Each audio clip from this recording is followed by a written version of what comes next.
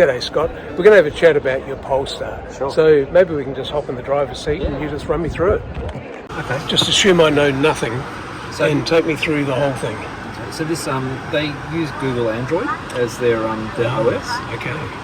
So it comes up with like a set of tiles like this with the kind of your most used apps. Yep. If I touch that one there, it'll take me to just the basic screen. So it's got Google Maps installed. Brilliant. So really, if you know your way around your mobile phone, then the operating environment here is very similar, I take it. Very, very similar, yeah. Yeah, okay. And with the Google Maps, it'll tell you, if you select a destination, it'll tell you how much battery you're going to have. Mm-hmm.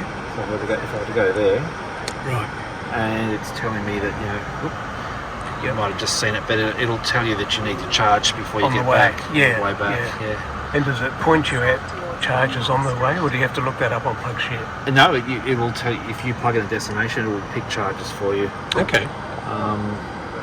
It has just the general car settings, so I can change the settings on the steering. Yep. I can turn off the what do you call it, the traction control.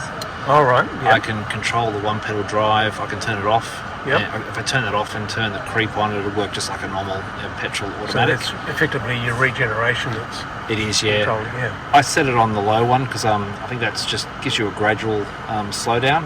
On standard, it feels like you're throwing an anchor out the window, which is a bit too much for me. Yeah.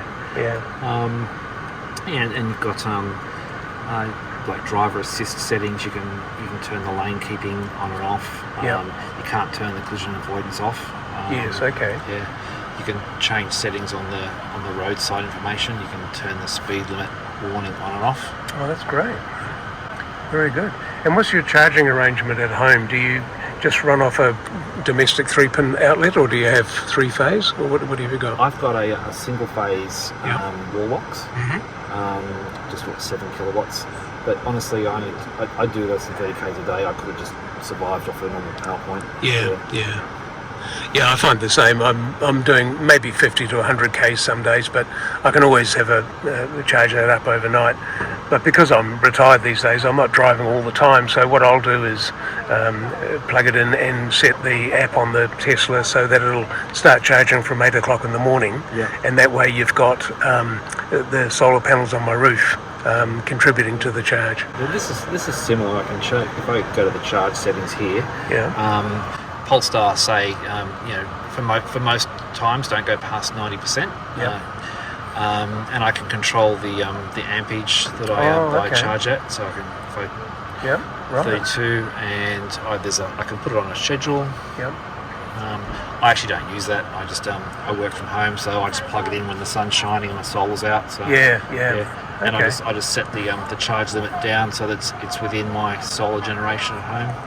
Very good. Yeah. Oh, okay. So you're not drawing too much, and therefore pulling current in from the grid. Yeah. Okay. So effectively, most of the time it costs me nothing. Yeah.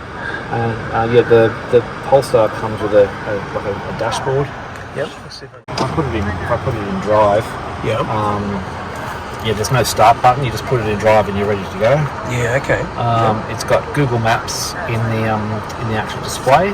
Oh, that's clever. Or I can turn that off and just have a bigger display. Yeah. Oh, very neat. And this one has a 360 camera in it as well. Oh, that's clever. Look at that. It's not working at the side because the door's open. Yeah, the door's open. Well, let's pull the door in. But that's quite remarkable. So. And you can change that around. I can just check out of the rear view camera. Good. And I can turn the auto brake off. Okay. So what's the auto brake? If it detects someone walking behind you, it'll slam the brakes on. Oh, okay. Yeah. Right. Well, that's just someone's getting into your trunk. Someone's helping you. Yeah. Help yourself. or if I go here, I can look out the front. Yeah. Oh, that's amazing, Scott. Very good. Very good indeed. The other app I use a lot is the range assistant. Just shows you how much power you're using, at any time. Gives you some history. Oh, very good. It seems pretty comprehensive. They because I haven't been in a Polestar before, I haven't been able to do a comparison. But the reviews say that Tesla have got it all worked out when it comes to software, but when I look at what you've got here, I guess because it's built on Android, it's got that foundational base of apps and things which are just ready to go. So it looks pretty comprehensive to me. And also too, they have you got CarPlay. CarPlay. Yeah. And it's actually really good the way the CarPlay and Android interact. I thought they kind of fight against each other, but you can have Apple CarPlay listen to your music using the inbuilt Google Maps, and if you get a phone call come in, CarPlay just wakes up, takes over the screen, says, "Do you want to answer the call?" You know. How good is that? Yeah.